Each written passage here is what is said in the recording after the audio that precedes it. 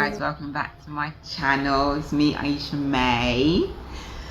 So I thought, especially seeing as I think I have a few new subscribers, but if I'm really honest, I haven't even been watching the number count, if I'm really honest, so I think there's some. Anyway, I thought it would be a good idea to do an update on move to the Gambia in my 30s, how's it going. And I thought I'm gonna try and be even more, well, let's scratch that. I'm gonna try and be open, because I know I'm not very open about how things are going. Not like saying that I was lying or anything in my past videos, because I really wasn't. I just never really wanted to get into my business too much, but I don't mind getting in just a little bit. Baby steps. That's what I said this in my last video, but anyway.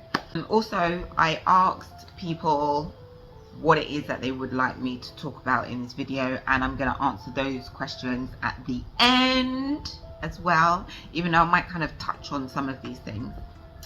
A lot of what I'm going to speak about are what I have spoken about beforehand, but since it's now 4 years, you know, and I don't think it's to the date.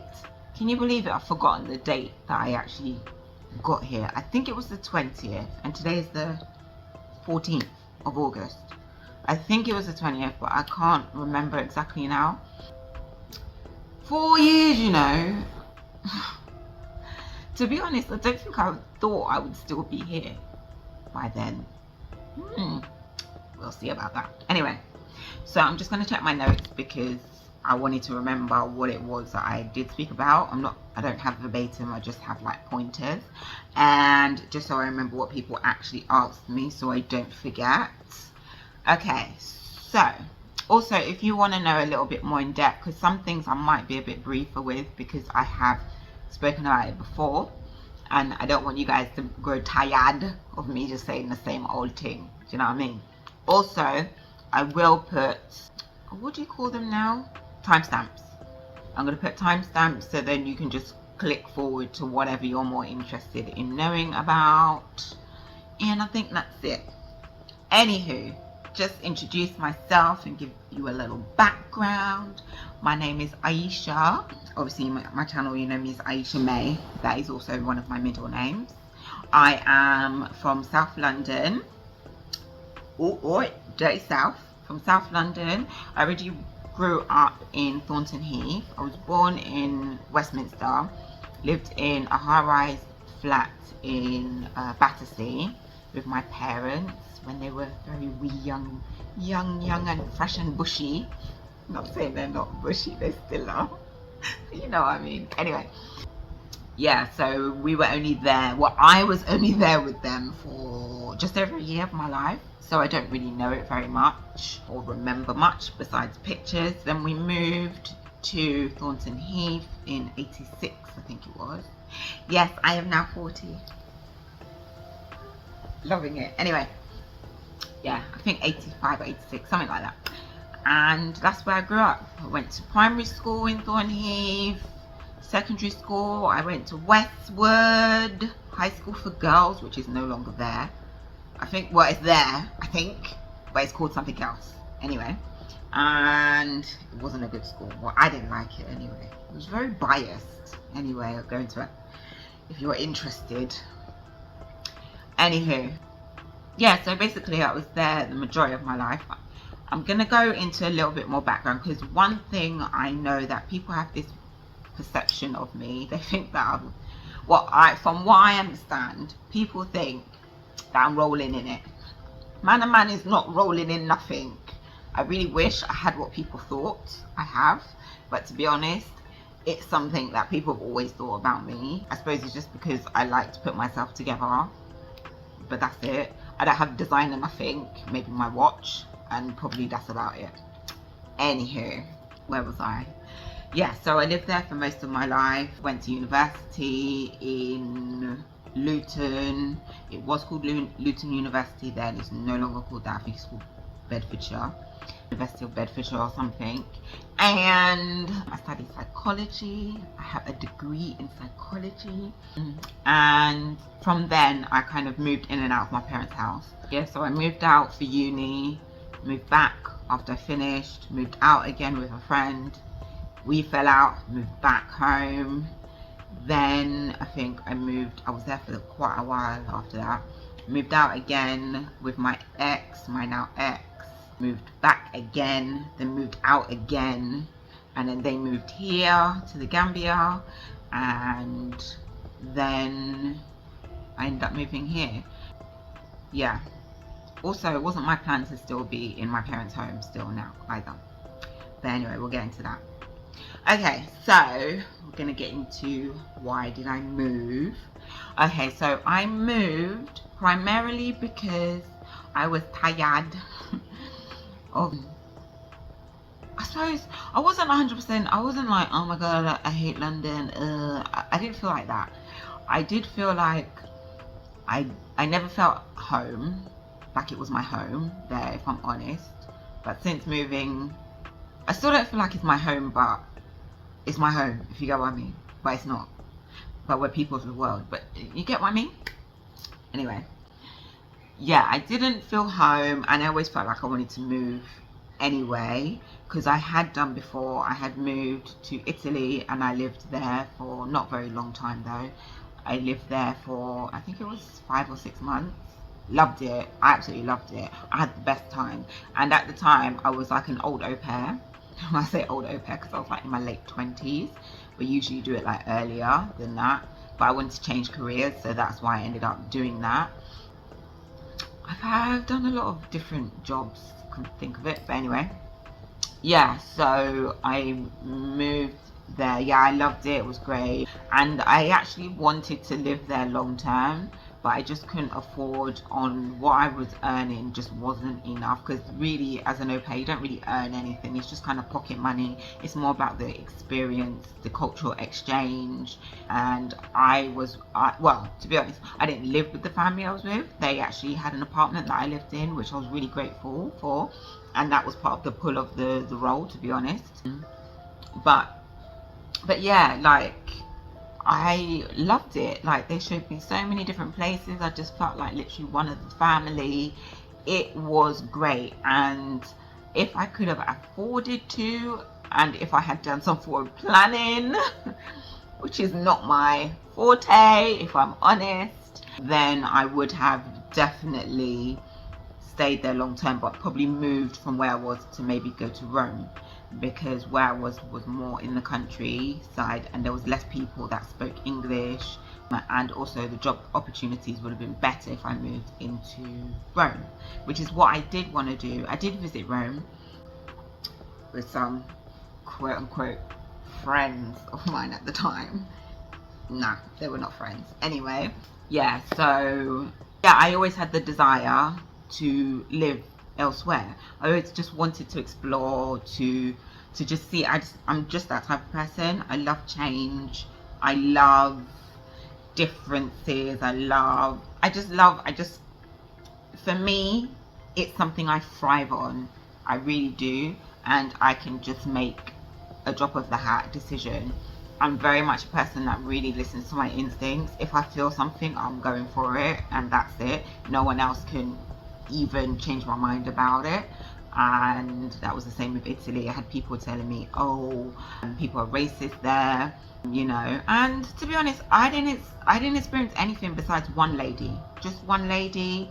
She called me disgusting in Italian, and then I told her I understood in Italian, and she was quite shocked. And then she decided to say, no, I'm very beautiful. I was like, whatever, who cares?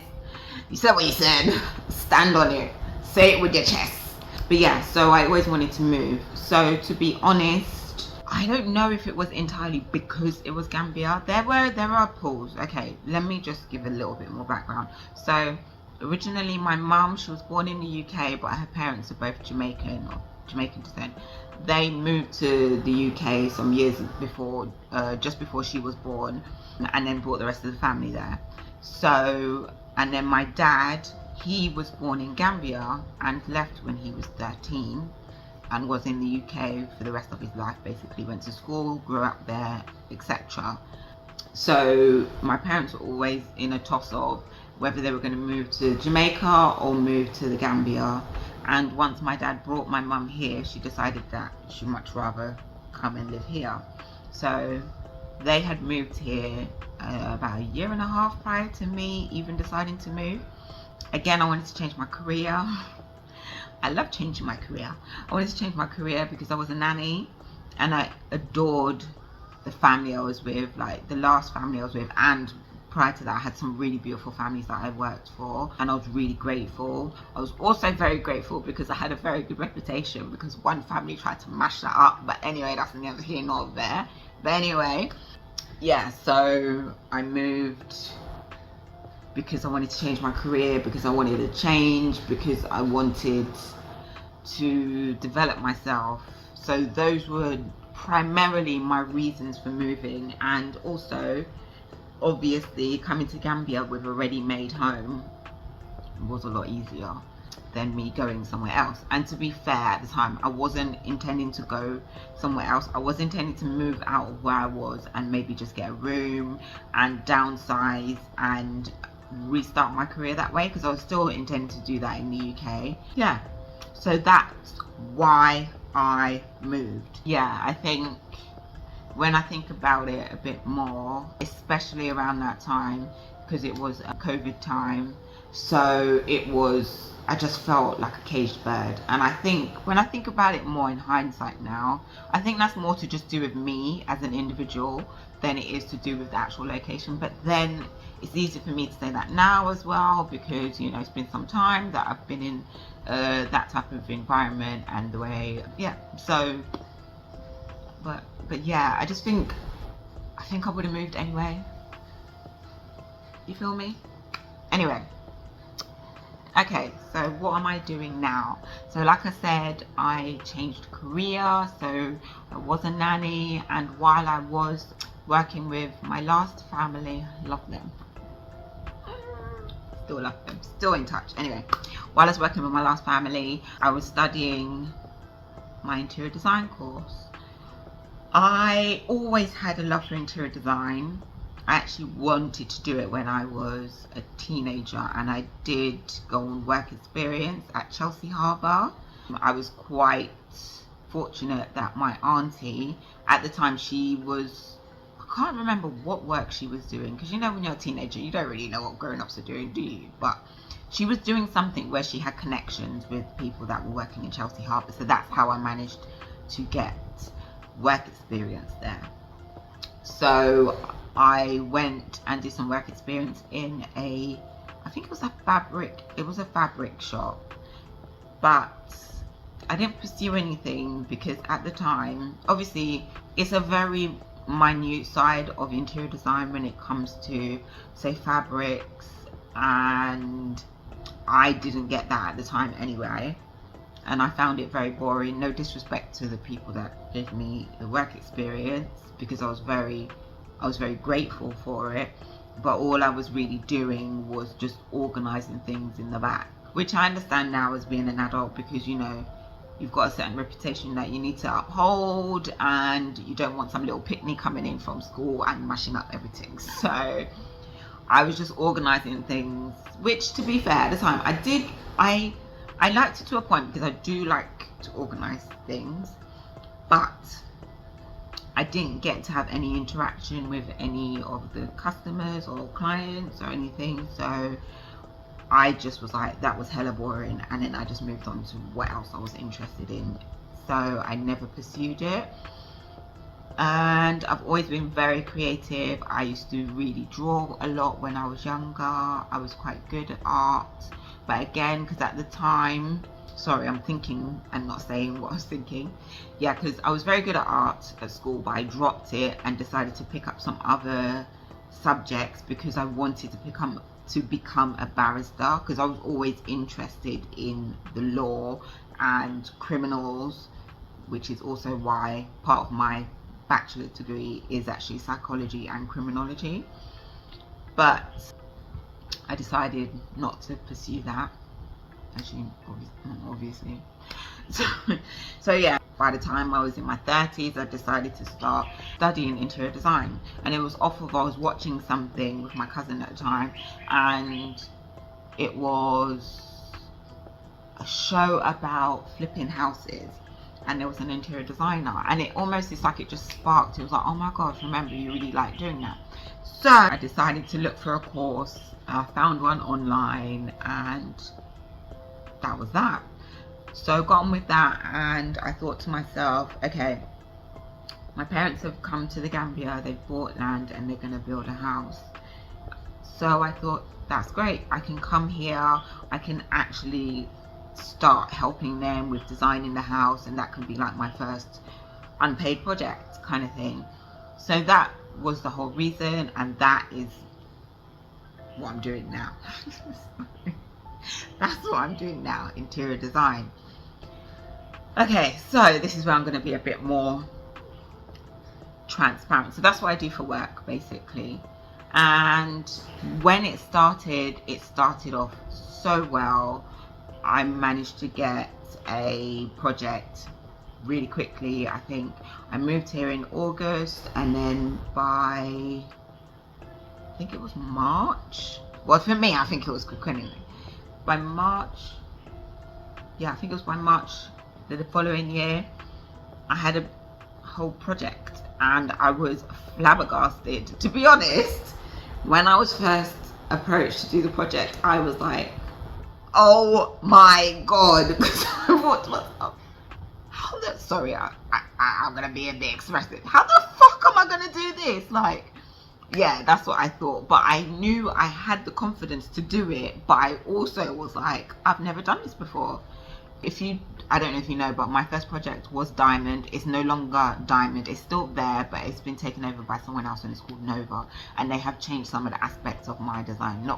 More with paintwork and furnishing, but the basis of the design is still there. But yeah, I was like, I just thought my first project would probably be like someone's bedroom, or to be honest, I don't even think I thought what my first project was going to be.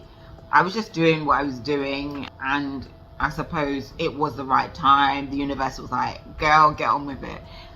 So I did, and I learned so much.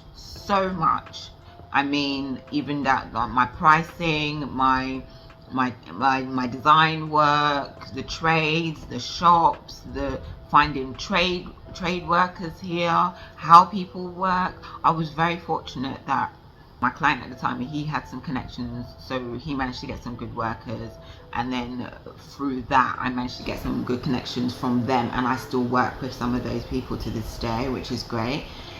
So yeah, it was like bam, like I feel like a deer in headlights, and I didn't even know how am I going to do this, but I figured it out. To be honest, looking in hindsight, I did not charge enough, nowhere near enough for that. But to be honest, it was my first project, so I was a novice, so to be honest, I couldn't expect to get paid what I would get paid now anyway. And just work in general, it started coming in. Like from that, got another project which was a residential one, which was really, like, the clients for that were absolutely lovely.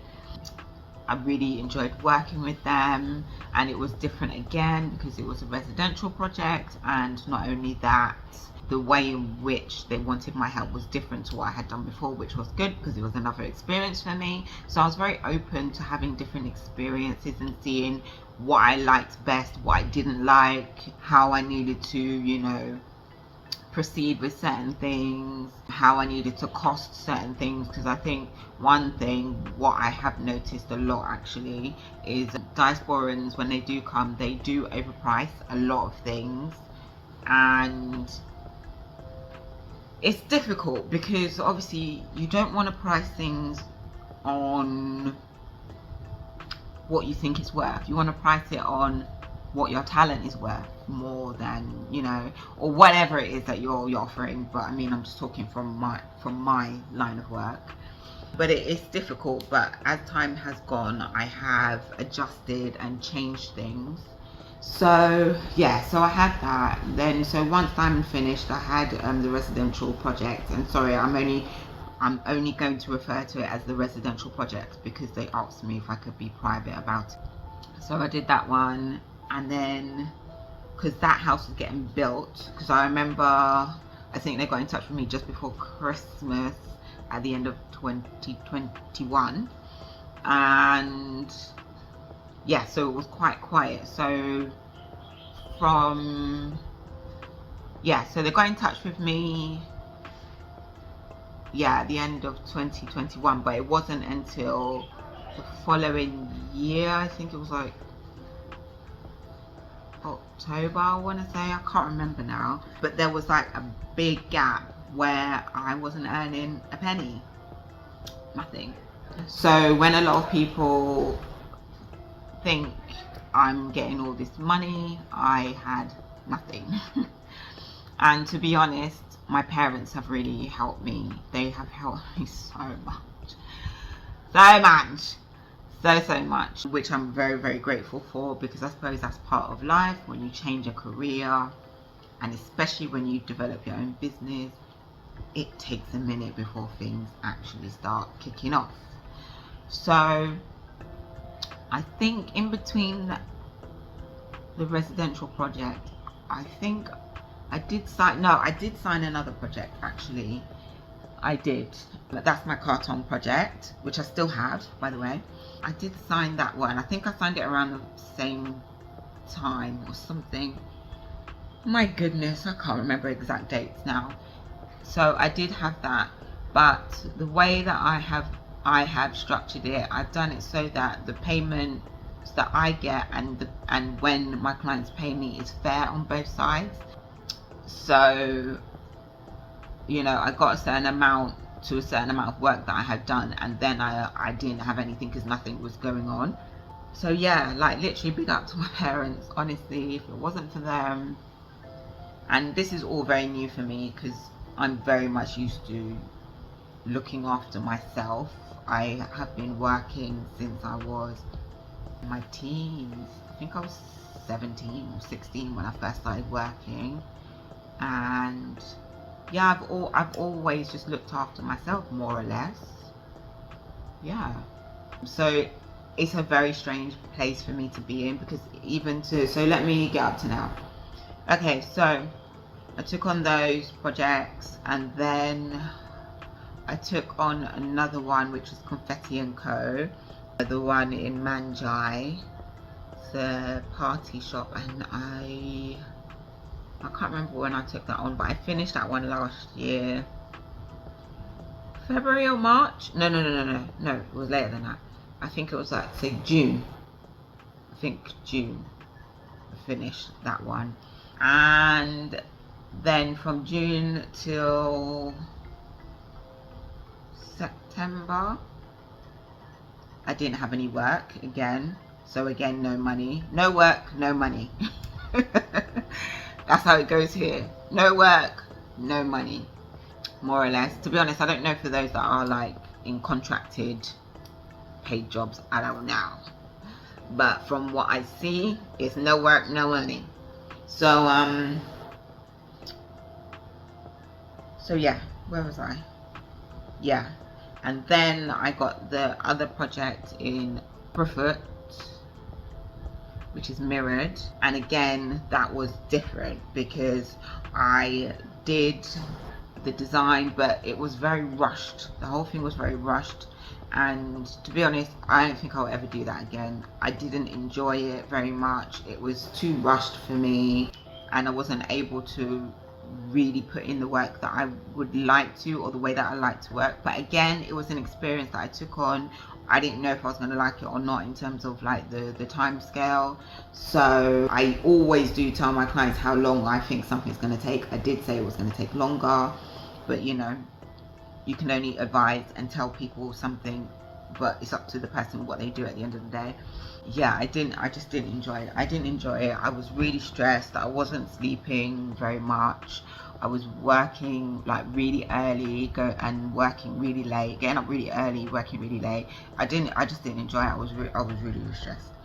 Yeah, it wasn't enjoyable. And then also because of the way it went, in terms of, because usually with interior design you choose exact pieces, exact furniture, exact fabric, wallpaper, paint, whatever it is, and those are what you are going to buy and put within your design. And that's exactly what I'll put in my 3D. It's you know, it's showing you what it's going to look like. But for this one, it wasn't like that. I basically chose what I would like to have in there, and that was because of the fact of, well, the rushed element really, and my client was going abroad to shop, so I wasn't there for that either.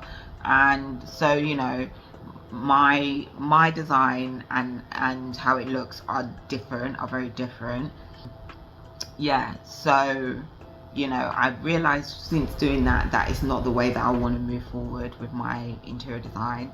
I want it to make sure it really reflects what I'm doing. And yeah, I know there are designers that do it that way. You know, interior designers do it in so many different ways. Some of them will only do certain aspects of interior design, you know, give the design to the person. They could be in another country and then they get on with it, and you don't know how it's going to look or how it's going to come out. But to be honest, I'm not going to lie, it really bugged me that it wasn't what I designed. But I knew that that was a possibility as well, so I couldn't be complaining about that, really and truly. Yeah, so I feel like I've gone off on a tangent now. What was I talking about? Yeah, so obviously when I got that job, I was getting paid, and then once that finished, then that's it. So if I'm ever getting any kind of work, yes, I'm getting paid at that moment, but then once it's gone and I haven't been talking about anything, the only project I currently have at the moment is Cartong, so I am open for projects. Yeah, that one is steadily moving along, and I'm not sure when we'll get building, but I will obviously be vocal about that to you guys. But yeah, so I'm not out here rolling in money yet. I'm very grateful that people think I am, because if you keep thinking that, then you're manifesting it for me, so thanks. But yeah, it's not easy, to be honest, if I'm honest, because I know that's one thing that people always ask. How are you doing it? How are you, you know? It's not easy. If I didn't have the support of my parents, then I don't know, to be honest. I possibly might have had to have gone back to the UK to do some work and maybe come back. I really don't know. I don't know, but it's how you may think it looks is not how it has been. Not saying that it hasn't been successful. I've been very grateful, and oh my gosh, like the way things have started and the projects I've had, I've been so blessed. Like honestly, like I can't believe the things that I've been able to do, what people have asked me to do, you know. I don't even want to start getting emotional, but I'm so grateful, and especially that I get to do something that I really enjoy. But on a real, when you're here, you need to have different forms of income. And for me, YouTube, as much as I'm grateful for it as well, is not enough. There's no way I could live off of YouTube. I get maybe £60 every, I don't know, 3, 4, 5 months, 6 months, like, and that's more down to because I'm not that consistent. But it's not, who can live off that, really? So the other thing that I decided to do, which it wasn't even, it's not even for money, but it's because I just love being creative. But actually, initially, my friends and I, we started meeting up every Monday. We called it Money Monday. And we were trying to come up with different ways of, you know, making money, because everybody here at some point in time finds a dry spell within their business. To be honest, I can't say everybody because I don't know that, but the people that I know, the closest people that I know, find that they have, like, say, and it can be long dry spells. So that can be, obviously, that can affect you if you have employees to pay as well, which is why I don't want employees right now. I did have one, only for a few months, and that was a struggle to pay her at the end. And then I was just like, oh, do you know what, I can't continue doing this because I don't want to feel the responsibility and I can't meet it. Like, no, I would hate that, because I would feel really bad if I'm not able to pay that person and they're looking at me and relying on me for that. So unfortunately I couldn't continue with that. But yeah, everyone has like a dry spell. So anyway, we started meeting up on Mondays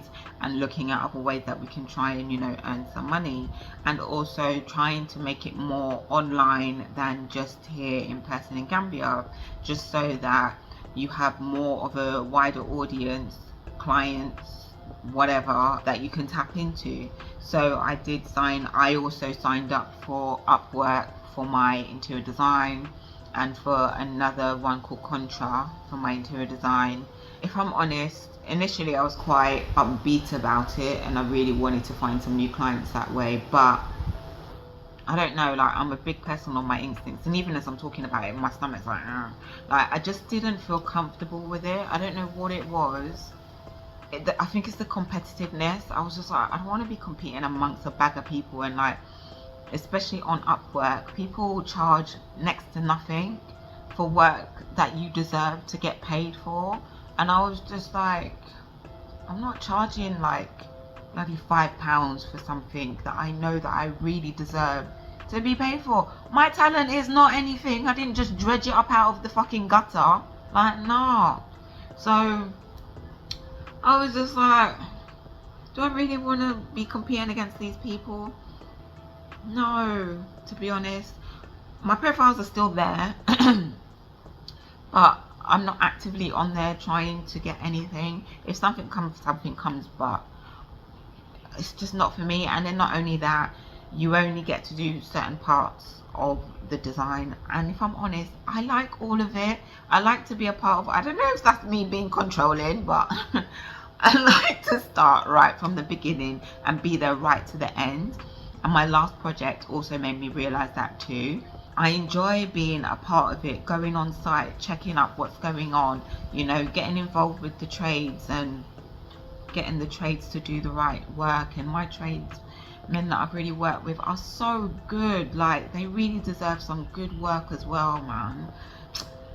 Anyway, I feel like I'm just going on and on and on. But yeah, so you need more than one thing. You really do. I even wonder how other people survive, but I just don't want to get in people's business like that.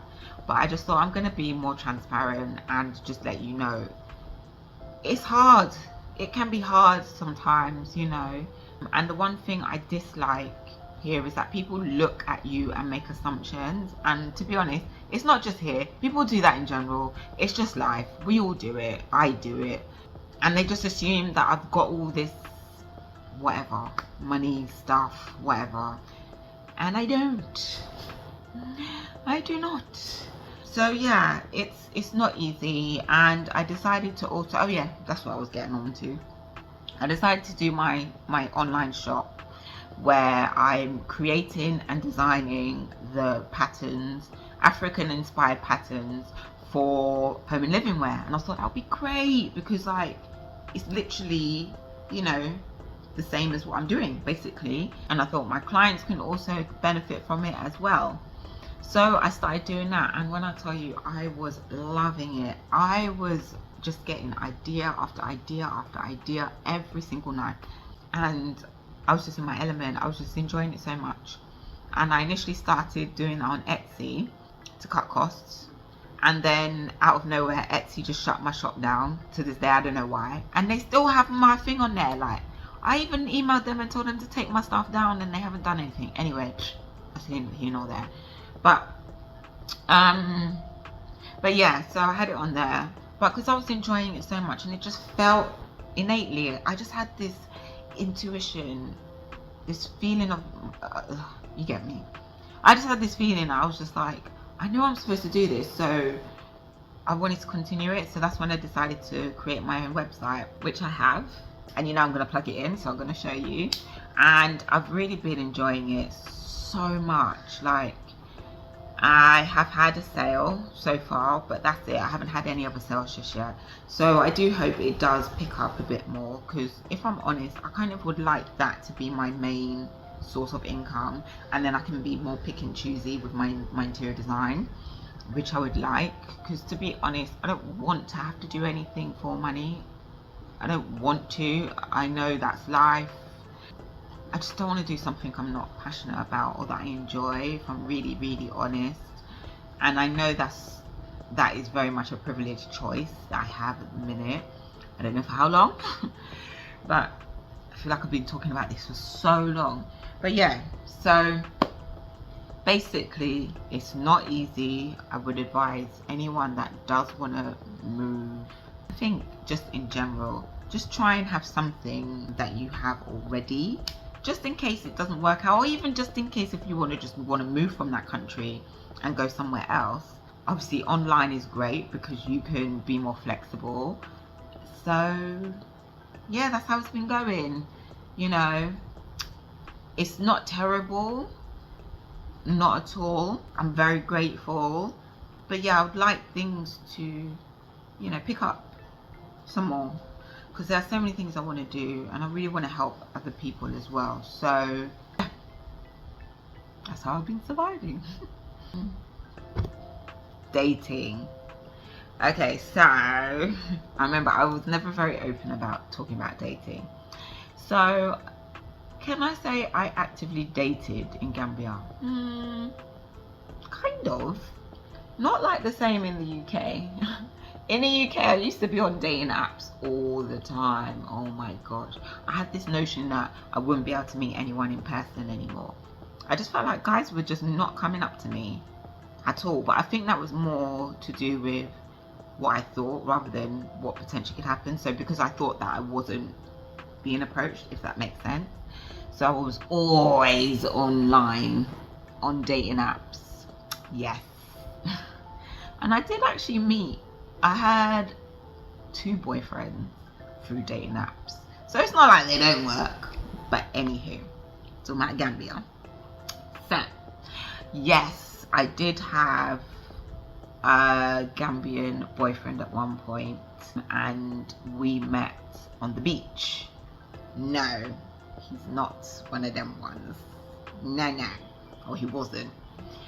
He was a decent guy, you know, he had a good job, especially a good job for here in Gambia, you know. He was a decent guy, he was a nice guy. The issue that we had between us was religion, because I've been very open, I'm not religious.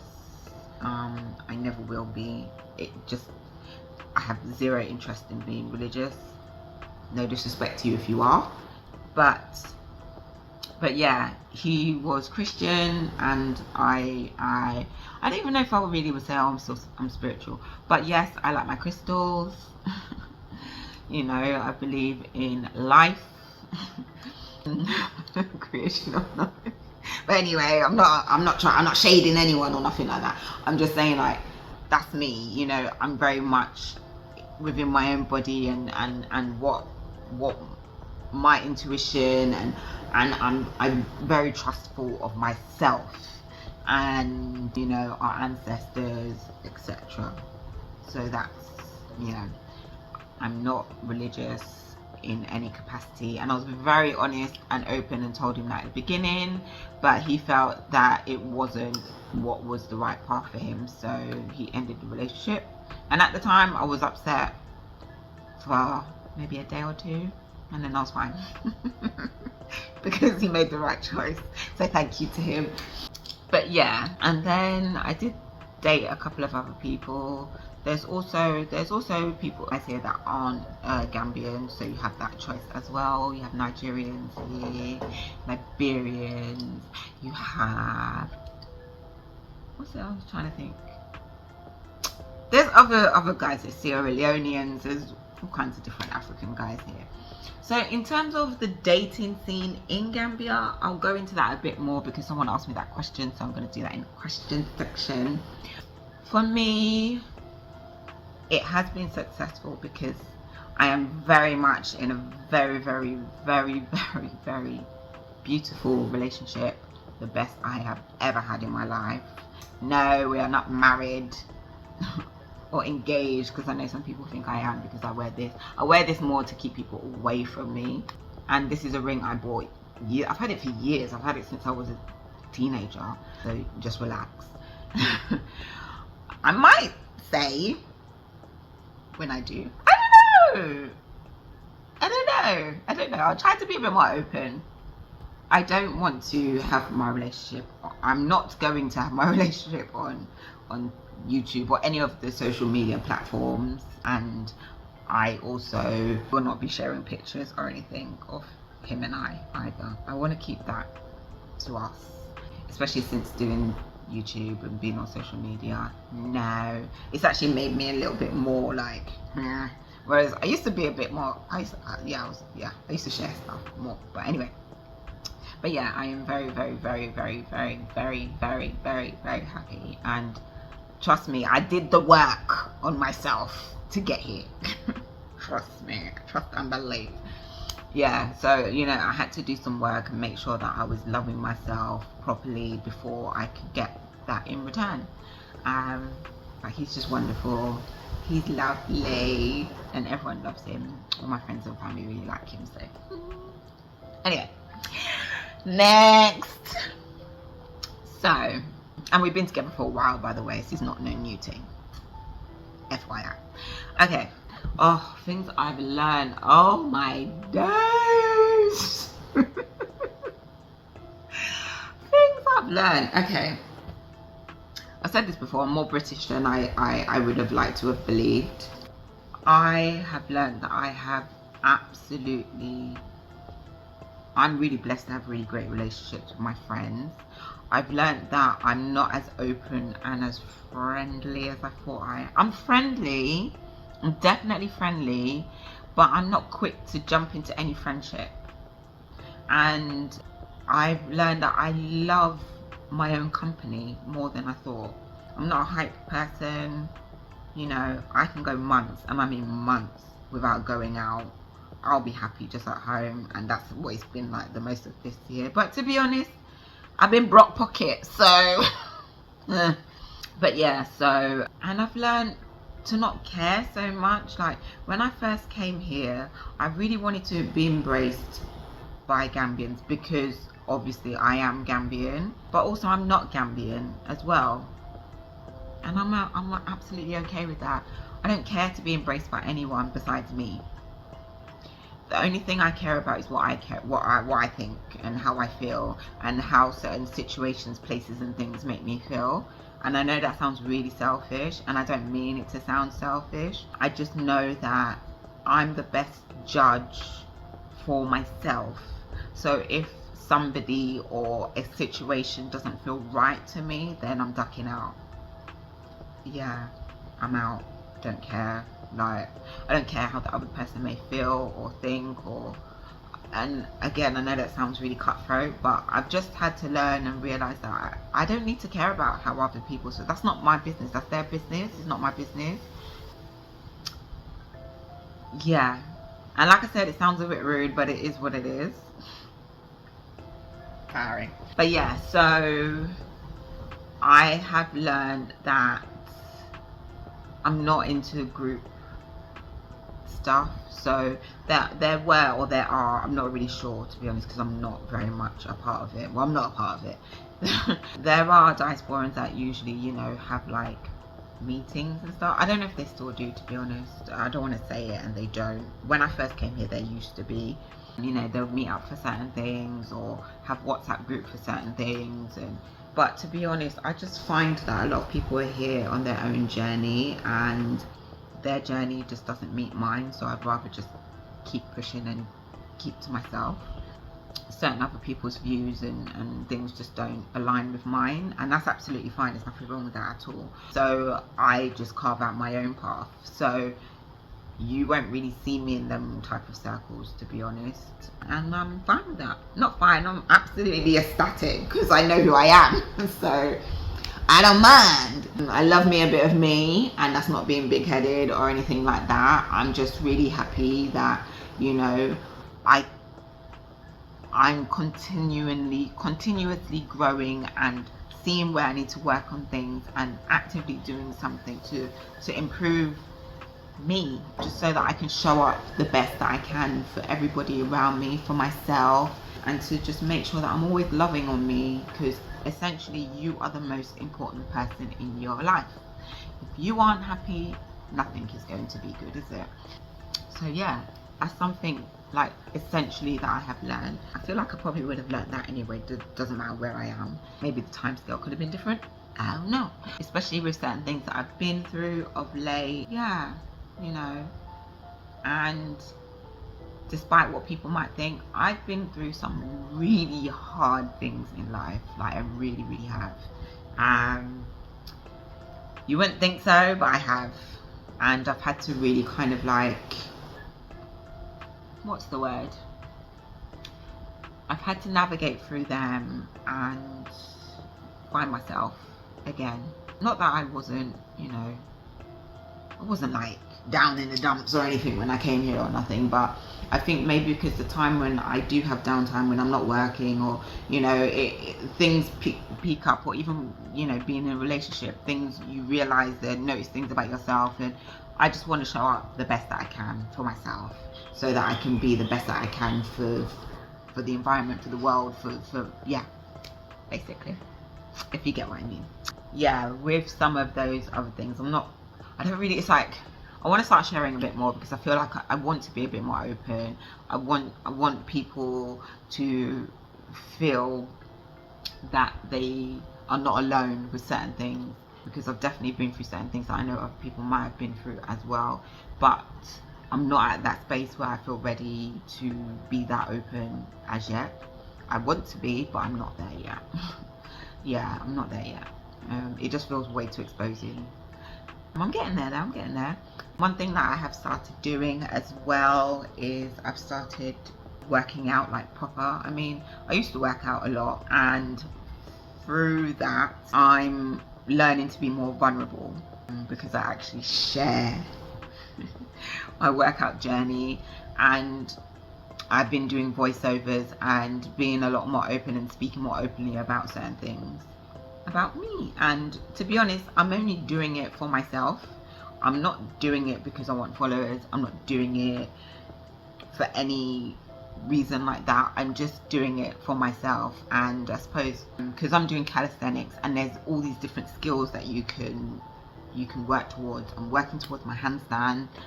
I'm getting there, I'm almost there, but I just feel like it's so parallel with what I'm trying to do with myself, trying to be vulnerable. You know, I'm showing that, you know, I'm not great at it, but I'm still working towards it. And then I'm also being very vocal and open and speaking about certain things, which is all very new for me. So I'm learning a lot. I don't know if that's the right answer. Well, it's not even an answer. It's something I just decided to tell you guys, isn't it? Oh my god. Oh, what am I like? Anyway, yeah, so I decided to do it on TikTok. See, the thing is, I'm like, oh, should I share with you guys? I'm like, but I want to. Okay, I'm gonna be brave. So if you're interested in exercise at all or anything, I've got a new TikTok page called May Haddy, which are my 2 middle names. Yeah, and I'm doing calisthenics. So if you're interested, you can follow and check out my journey, or you can just have a nose, whatever. I'm not really bothered, because it's not like I'm trying to build up followers, to be honest. But yeah, okay, so now I'm going to answer the questions that I was asked.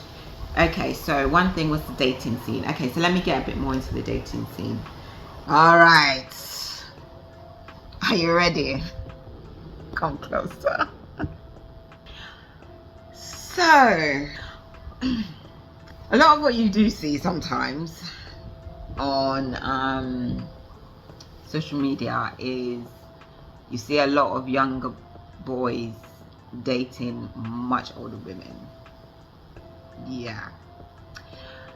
So okay, I think I've said this before. So I feel like there's different kind of, not categories, but different types of guys, kind of thing. So obviously you've got your Gambians that are in, like, say, regular 9-to-5 jobs, whatever that might be, working in banking or ambassadors. You've got different levels where they do really good jobs. Some of them are younger, and then obviously some of them are older. To be honest, the ones that are older, 9 times out of 10 are already married. So when I say older, I mean maybe over 35 and up. 9 times out of 10 they're already married. You have to be careful, because there are men that will tell you that they aren't married and they're married and they already have a family. Yeah, unfortunately. But the thing is, Gambia is small. You can most likely ask someone or find out some information about that person anyway, to be honest. And, you know, do your due diligence. Do some investigative work. Find out some information. Yeah. And then you've got the boys that are, say, younger, who are just single, no family, no, like, they're not married or anything. And they tend to really not be bothered how old you are. Some are, some aren't. It depends. But to be honest, 9 times out of 10, from what I've seen and my own experience, most of them are not bothered about your age. Then you have, and this is not me calling them this is what Gambians call them. Then you've got the bumpsters who don't do any, some do try and get work. Some of them are just lazy AF and don't do jack shit, and that's why people call them bumpsters. And they're looking for you, yes, you as the woman, to be their cash cow. And that's entirely, if you're into that, go ahead. But they will never really take the relationship seriously, from what I've seen. You know, one telling thing is also they always want to get married. Marriage, please, one thing I need to tell women in the UK, especially, I'm talking to you lot, even in the US, but I don't know about the US, I only know about the UK. I beg, if someone says to you they want to get married, please don't, like, it's not a thing. Here it's like changing your underwear. It's not a big deal here. It really isn't. I know it's a bigger deal where we're coming from, and man don't really say them word there very easily, and you come in, you hear them say it, and it's like, oh my god. No. Please, just, you know, please. Because they say it, they drop love, the L-bomb all the time. I love you. Like, it's not nothing. So you really have to be careful who you're speaking to, where they're coming from. And a lot of them, depending on your religious beliefs, have certain mindsets, especially Mandinka men. I'm glad I did not date any Mandinka man, but sorry, but they are very, what do you call it, old school with the gender roles. You know, man does this, woman does this. So if you're not feeling that, then you're not gonna like that. But if you don't mind that, then you're gonna like it. But and so on and so forth with different tribes. I don't know all of them and how all of them are. I just know more about Mandinka. So that makes a very different, depending on the tribe that they're from, depends on what their views are on, yeah, marriage and relationships and that kind of stuff. So I'd be mindful of that. A lot of men here are always asking, can you cook? Like, that just jars me. It really does when they ask me that. I ask them, can you cook? What are you asking me for? Like, and they mean like Gambian food, by the way. If you're into cooking and all of that stuff, then, you know, you'll be happy and you'll do that or whatever. I don't want to ask me, no one asking me nothing. Don't ask me them kind of question there. Anyway, can I cook? Can you cook? That's another thing. A lot of the men here can't do nothing. They can't cook, they don't wash them clothes, they don't clean up after themselves. So if I was you, those are very pertinent questions that you need to be asking, because I ain't no one's slave. Anyway, yeah, you do have to be aware that these men, Gambian men are known for liking women, so sometimes they have multiples, but also because a lot of them are Muslims, so they'll see that as nothing, but a lot of them are not open and telling you. So yeah, just be mindful, because even like certain guys, they have girlfriends in different countries. So they might have a girlfriend in the US, and she comes over every whatever month and stays with him, and you know, and then she'll go, and then the next one will come and she'll stay with him, and blah blah. So yeah, just be mindful of that. I think that's it, really. And also, if you've got any of your own assets, like you've got your own house or whatever, and you want to move man in, or you want to marry him, just be careful, because he can take away your things. So, because you've got to remember there are two different laws here. There's the common law and there's also the Sharia. Is it Sharia law? Islamic law. So yeah, if you don't want that to happen, then you need to look into that. I think that's it. That's all I can think of. Okay, gosh, this is an hour. Oh well. Anyway, so work opportunities. There are work opportunities. If I'm honest, because of the path I've taken, I don't know what all of them are. I know that within healthcare, like if you're a doctor, all of that, there's opportunities there. Also, if you work in construction, there are construction companies here, so there are opportunities there. That would also be to do with sales, like sales of the homes and things like that. There's opportunities there. Those are for the bigger companies, such as like TAF, for instance. Also, if you're like, you know, you work in law in any kind of capacity, there are opportunities there. Within the embassies, you can work in the embassies, banks. There are obviously opportunities within restaurants and things like that. So, and then obviously there's at different levels. So obviously you go from the waitresses or cleaning up to chefs or whatever. So there's that too. You just, one thing that you have to really be mindful of is that obviously your wage is going to be a lot lower, but as long as it covers the cost that you've got here, then I suppose you'll be cool. Yeah, so like there are some places, for instance, like I mentioned TAF, because I know a subscriber of mine, her husband, he applied before leaving the States. So I know that you can do that with certain businesses. When it comes to like working in the restaurants, I'm not sure, unless you know somebody, then you can potentially do that, maybe contact them or something. And then obviously there's like working in hotels, like management and all of that kind of thing. So there are work opportunities. It's not like there aren't opportunities, it's just depending on what you're looking for and what you want.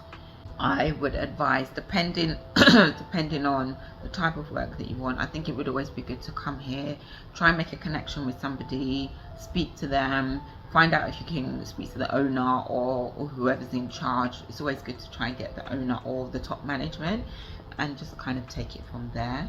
Yeah.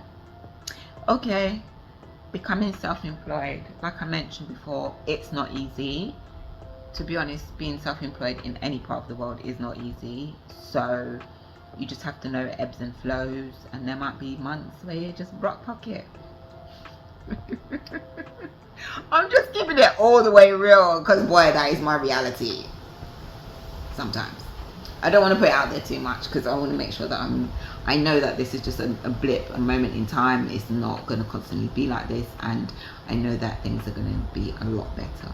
Oh, and I was asked about diasporans fitting it into the Gambian community, and is there a division? I suppose, but I think it's not intentional, because the person mentioned, you know,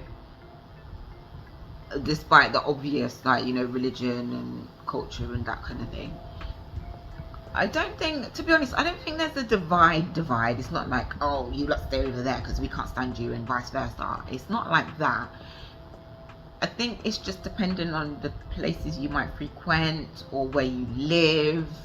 I think where you live is a big aspect, because if you live in an estate and it's predominantly just diasporans, then, you know, obviously that's kind of dividing you already. Or like versus if you just bought a piece of land and it's more like, say, within the community, then obviously you're gonna make those connections.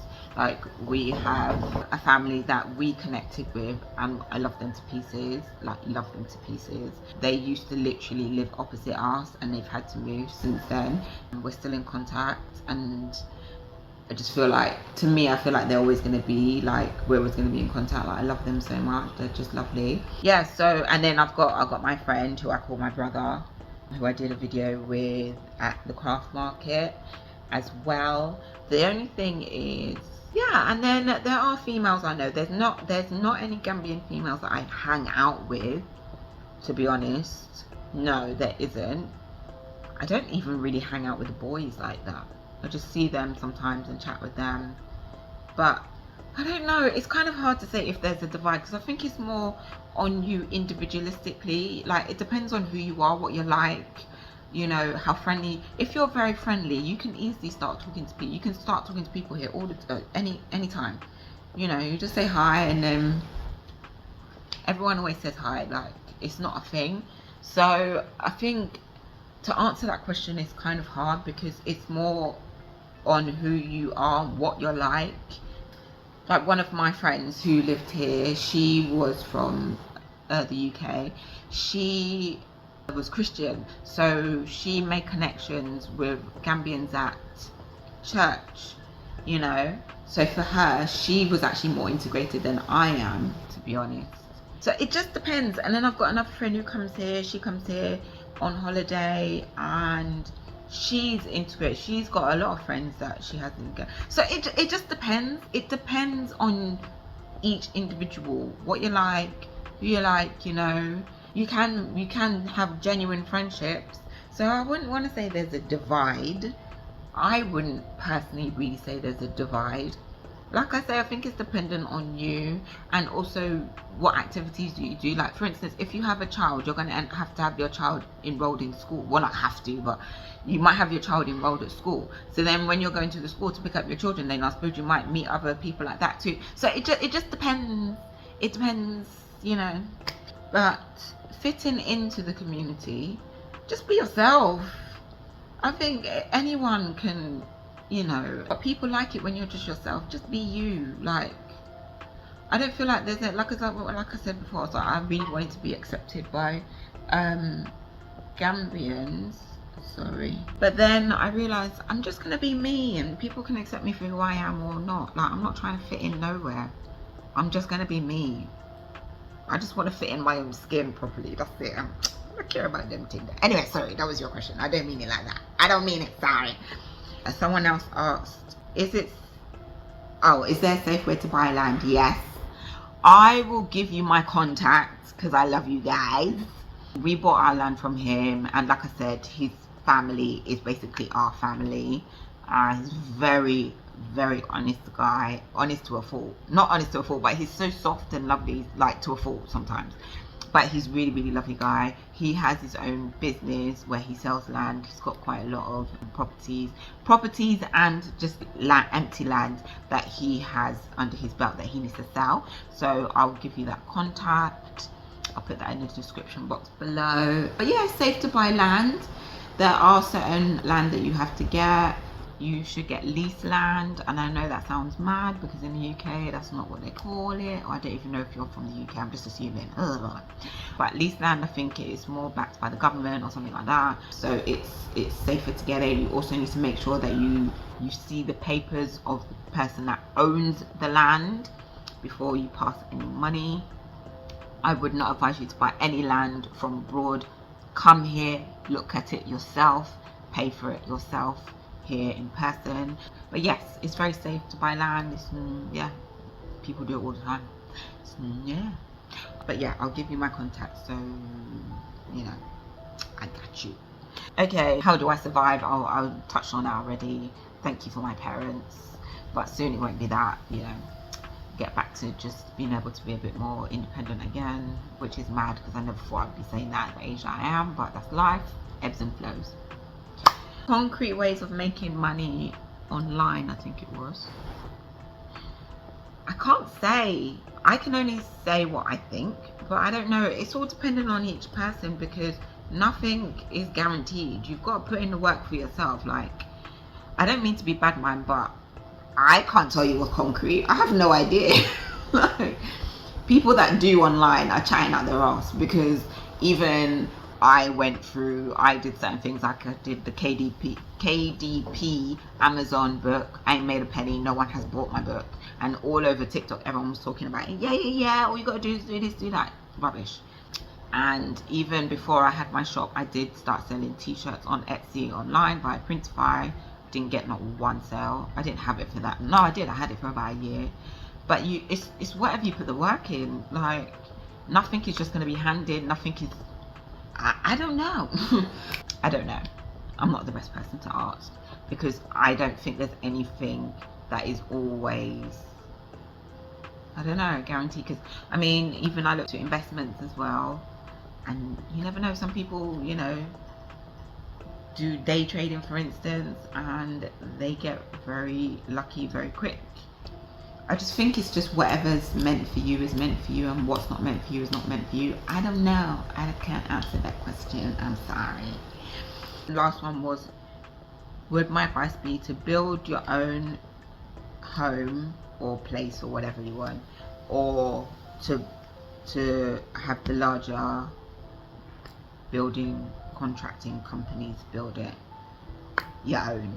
Personally, I think, even though it's stressful either way, to be honest. I feel like it's just long. It can be very stressful but rewarding in the end. I would say yourself. Obviously you need to get good contacts to have someone build it. Again, I have a really good guy who also builds. He's great, he's really good. He's a very good tiler as well. Love him. We actually have the same birthday too, can you believe it? Anyway, sorry. I love him so much, he's lovely. But yeah, I would say your own, because some of the contractors cut corners with certain things, just like they might do in other parts of the world too. You know, might get the cheaper items, cheaper wiring, cheaper sockets, cheaper this, cheaper that, or whatever. At least you will have the option to choose for yourself whether you want to have the cheaper option or not when you do it yourself. And that goes all the way through, from sand, cement, concrete, whatever, everything, the way things are mixed, the way the blocks are made. At least you can make those decisions yourself and oversee them.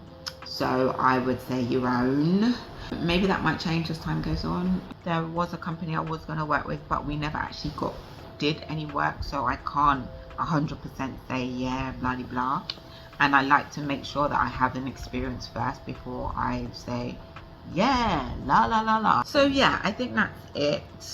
I was asked about restaurants, but I have done a video on the best restaurants that I recommend. One thing I do want to say though is that a lot of the time when a restaurant is new and they first open, obviously they put their best foot forward, and then sometimes you go back there again and it's not as good, and that happens a lot here. So but that's no shade or no fault of theirs, to be honest, because really they're still finding their footing. So now what I'll do is I'll wait for maybe even a month sometimes before I'll go and check it out, because by then, you know, they'll be a bit more within the rhythm of everything. Yeah, because owning a business here is not very easy, especially in training staff, which is continuous. It's never ending, to be honest. But yeah, I have spoken a lot. This video is very long, and that's it really. So anyway, I hope you enjoyed this. I hope it was informative in some kind of way. I don't know if it's going to help you decide whether you want to move to wherever it is that you would like to move in the world. I hope you do get to have that experience. I think it's a really nice experience to have, but it's not for everyone, and not everyone, you know, feels displaced as I did, or whatever. Anyway, whatever's meant for you is meant for you. Whatever's not meant for you is not meant for you. And thank you so much. I'll see you in my next video. Bye.